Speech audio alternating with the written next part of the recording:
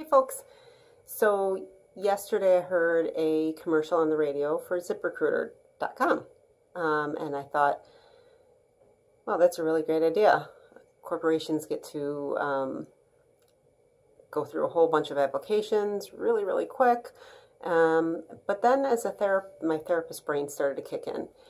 And as a therapist, I'm hearing the man say, it was wonderful. I could click a thumbs up if I like the person, thumbs down if I don't, and I didn't even have to make a phone call.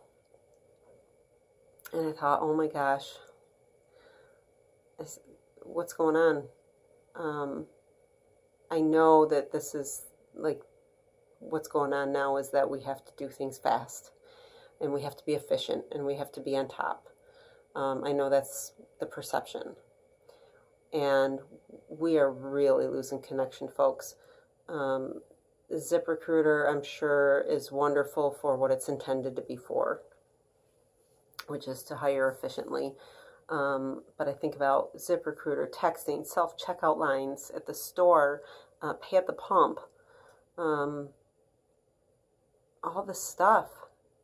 The reason I'm doing this in a video blog instead of a written one that you read is because we're losing connection, and so we lose so much by not hearing somebody's voice, not seeing somebody's face. I went in. I paid inside recently, not long ago, and the cashier complimented my curls. So I got a compliment, and then she said, "How did you do it?" And I told her how I did it. And then I thought, Pinterest. This is like a face-to-face Pinterest. How'd you do that? Hey, this is what I did. And I left there with a smile on my face. I went in to get gas.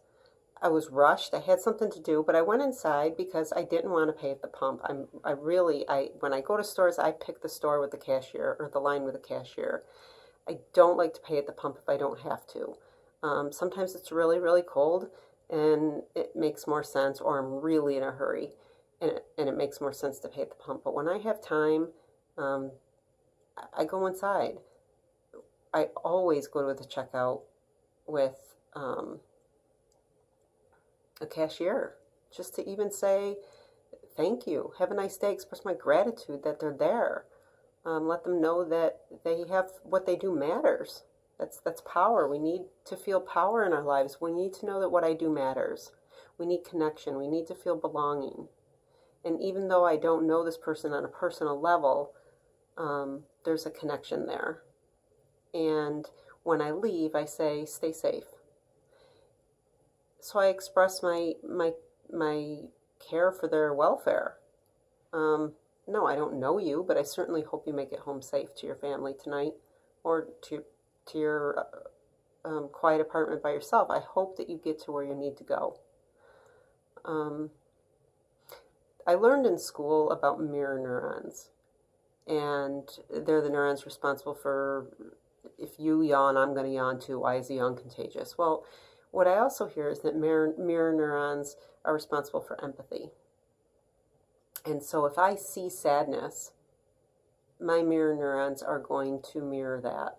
And I'm going to feel some sort of sadness, maybe not at the same intensity, not on the same level.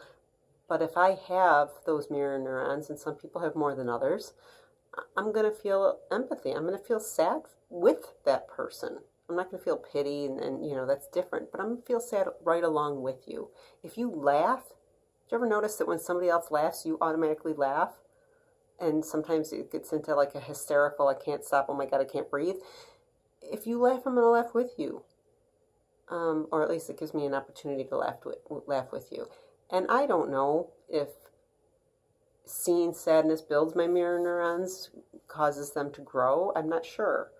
But I do know that every experience changes our brain. And every time we do something, our brain starts on a pathway. And every time we stop doing something, our brain starts to prune a pathway that we no longer use. And so if I want to stay connected, then I need to let my brain experience being connected.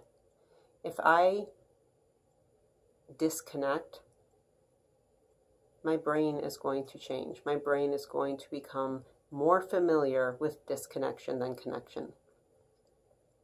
And so think about it, folks. Every experience changes your brain. And every time you choose something that gets away from connecting, then your brain is going to be more familiar and comfortable with connecting or not connecting. So I urge you, when you have the ability, do an interview face to face. Stop texting unless you have to. Yeah, can you get some milk? I get that, but if it's a conversation, then have that voice-to-voice conversation, and if possible, a face-to-face conversation. If you have the chance, go to the checkout line with the cashier, connect with somebody on a real level, in a face-to-face, person-to-person. And if it's safe to do so, and you have the time to do it, and it's not inclement weather where you might fall on your face going across the parking lot, pay inside. Try to be intentional about staying connected, because that is one of our basic psychological needs to stay psychologically healthy. We need connections. Thanks so much for listening.